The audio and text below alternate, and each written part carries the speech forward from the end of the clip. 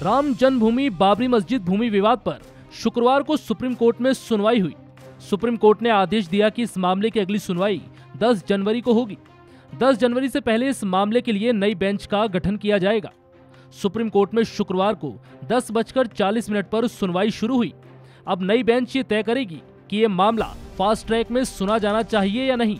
हिंदू महासभा के वकील का कहना है कि सुप्रीम कोर्ट 10 जनवरी को इस मामले को सुनेगा, तब तक नई बेंच का गठन कर लिया जाएगा।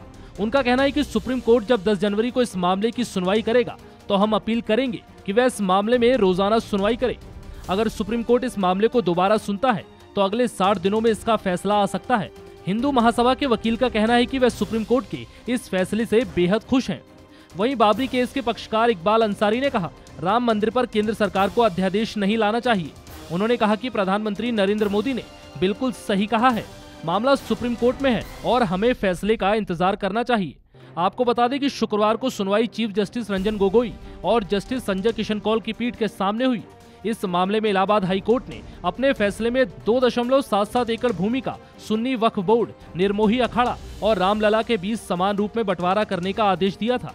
शीर्ष अदालत ने पिछले साल 29 अक्टूबर को कहा था कि ये मामला जनवरी के प्रथम सप्ताह में उचित पीठ के समक्ष सूचीबद्ध होगा, जो इसकी सुनवाई का कार्यक्रम निर्धारित करेगी। बाद में अखिल भारत हिंदू महासभा ने एक अर्जी दायर कर सुनवाई की तारीख पहले करने का अनुरोध किया था, लेकिन सुप्रीम कोर्ट ने ऐसा करने से इनकार कर दिया।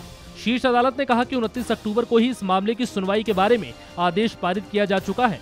हिंदू महासभा इस मामले में मूल वादाकारियों में से एक एम सिद्दीकी के वारिसों द्वारा दायर अपील में एक प्रतिवादी है। गौरतलब है कि इससे पहले 27 सितंबर 2018 को तत्कालीन चीफ जस्टिस दीपक मिश्रा की अध्यक्षता वाली 3 सदस्यीय पीठ ने 2-1 के बहुमत से 1994 के एक फैसले में की गई अपनी टिप्पणी पर नए सिरे से विचार करने के लिए मामलों को 5 न्यायमूर्ति की खंडपीठ के पास भेजने से इनकार कर दिया था। आपको बता दें कि साल 1994 के इस फैसले में टिप्पणी की गई थी कि मस्जिद इस्लाम का अभिन्न अंग नहीं है। अयोध्या मामले की सुनवाई के दौरान एक अपीलकर्ता के वकील ने 1994 के फैसले में की गई इस टिप्पणी को मुद्दे के रूप में उठाया था। अनेक हिंदूवादी संगठन विवादित स्थल पर राम मंदिर के जल्द निर्माण के लिए अध्यादेश लाने की मांग कर रहे हैं। इस बीच शीर्ष अदालत में शुक्रवार को होने वाली सुनवाई महत्वपूर्ण हो गई, क्योंकि प्रधानमंत्री नरेंद्र मोदी ने मंगलवार को ही कहा था कि अयोध्या में राम मंदिर के मामले में न्यायिक प्रक्रिया पूरी होने के बाद ही अध्यादेश लाने के बारे में निर्णय किया जा सकता है। फिलहाल इस जानकारी में इतना ही। कोर्ट के अंदर कांग्रेस के वकील जो अड़ंगे डालते हैं वो बंद हो, न्याय की प्रक्रिया को न्याय के तरीके से चलने दिया जाए, उसको राजनीति के तराजू से न तोला जाए और मामला न्यायपालिका में है उसको पूर्ण किया जाए। न्यायपालिका से आने के बाद सरकार की जिम्मेवारी जहां शुरू होती है, हम पूरी तरह प्रयास करने के लिए तैयार हैं।